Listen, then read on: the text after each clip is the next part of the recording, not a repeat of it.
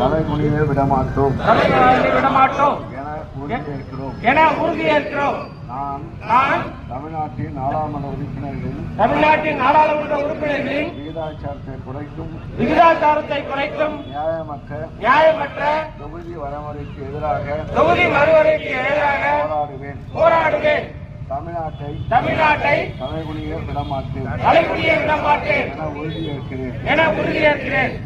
நான் வாக்காளர் பட்டியல் மோசடி மூலம் தமிழ்நாட்டு மக்களின் வாக்குரிமையை பறிக்கும் எஸ்ஐஆருக்கு எதிராக தமிழ்நாட்டை தலைகுனிய விடமாட்டேன் என உறுதியேற்கிறேன். நான் நீட் மற்றும் இளைஞர்களை முடக்கும் எந்த ஒரு திட்டத்தையும் எதிர்த்து